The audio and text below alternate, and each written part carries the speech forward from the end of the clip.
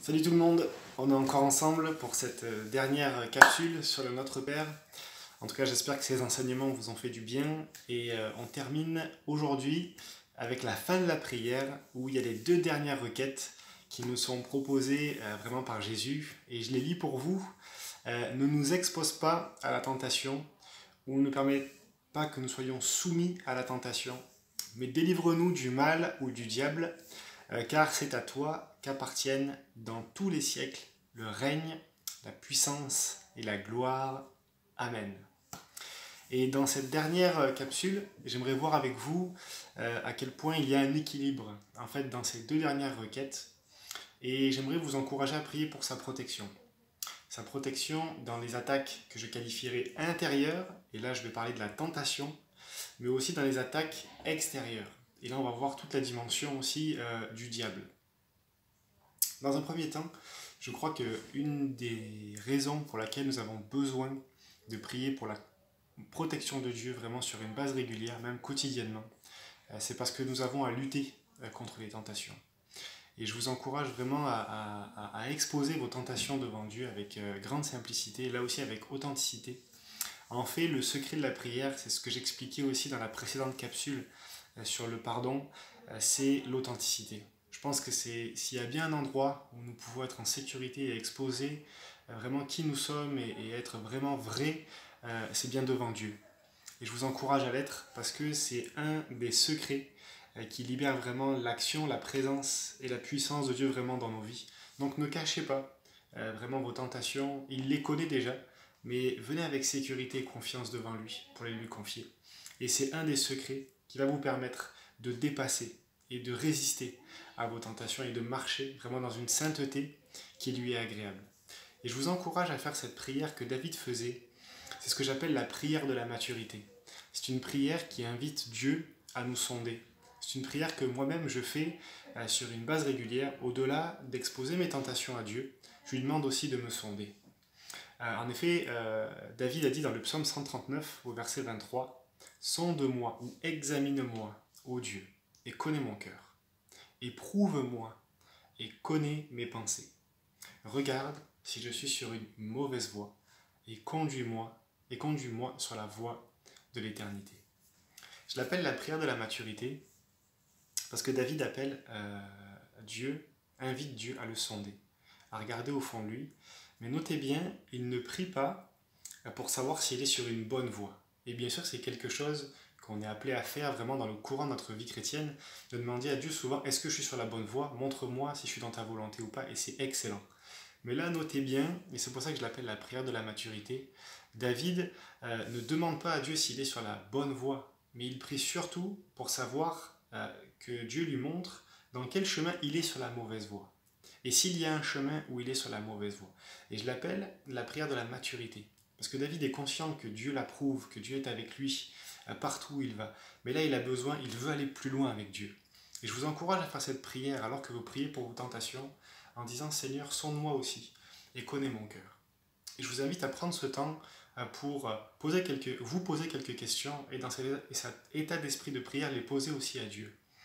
De se poser finalement ces questions dans la prière, de prendre un temps des fois de pause en disant mais de quoi finalement est-ce que je suis tenté? À quel moment je suis tenté? Dans quelles circonstances ou environnement est-ce que je suis le plus fragile? Avec quelle personne suis-je parfois plus fragile? Quand est-ce qu'aussi je suis plus ferme, dans de bonnes dispositions?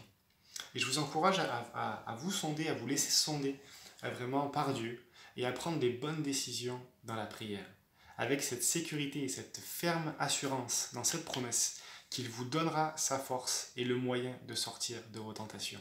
Je vous lis ce verset puissant dans 1 Corinthiens 10, au verset 13, où il dit « Les tentations qui vous ont assaillis sont communes à tous les hommes. D'ailleurs, Dieu est fidèle et il ne permettra pas que vous soyez tentés au-delà de vos forces.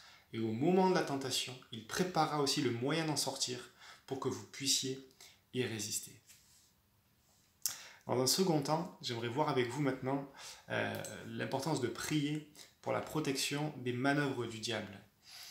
Le texte nous dit « Délivre-nous du mal ou du malin ou du diable ». Et il y a cette réalité d'un monde spirituel, bien sûr, où Dieu est celui qui veut nous bénir, mais où il nous faut être lucide aussi.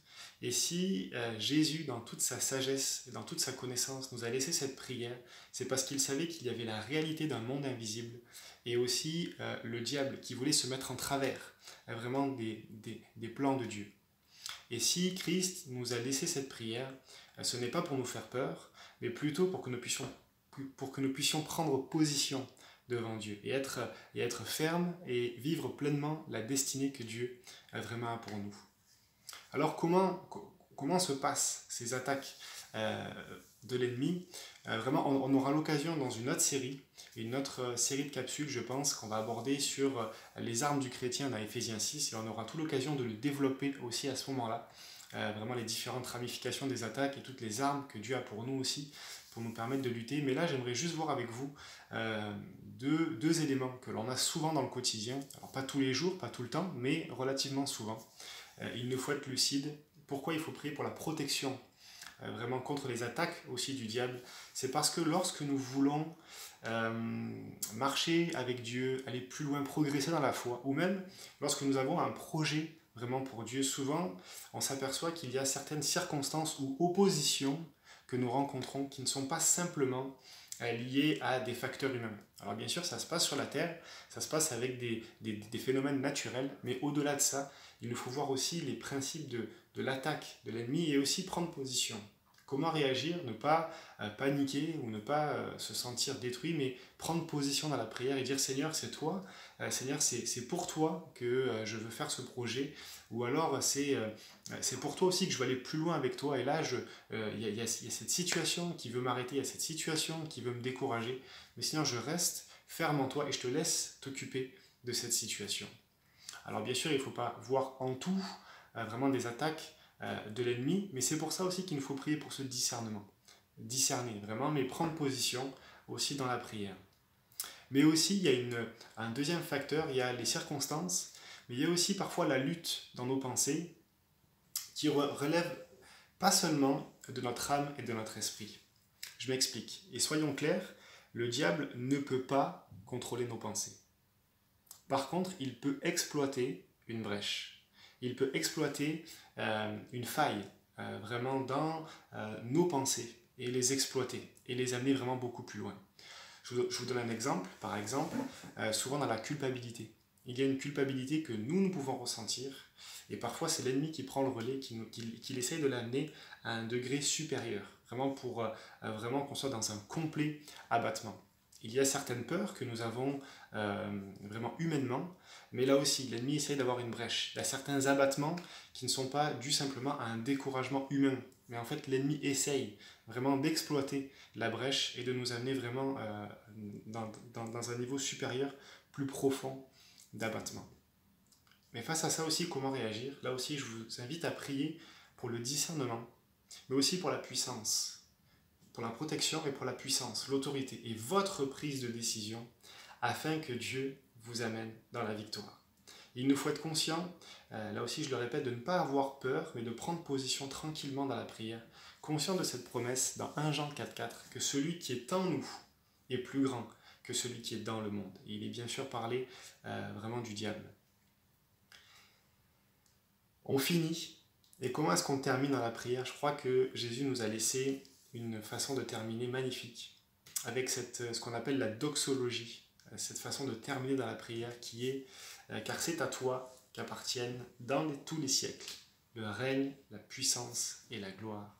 Amen. » Et je vous encourage à prier en proclamant la puissance, la gloire, la souveraineté de Dieu sur votre vie et la souveraineté de Dieu en disant « Seigneur, c'est toi qui es souverain, c'est toi qui es au-dessus de tout, quoi qu'il arrive.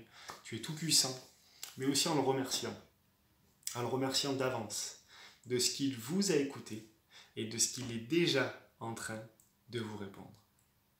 Soyez bénis, je vous encourage vraiment à prier pour sa protection et à marcher confiant dans l'assurance et dans la victoire qu'il nous a déjà accordée à la croix. Soyez bénis.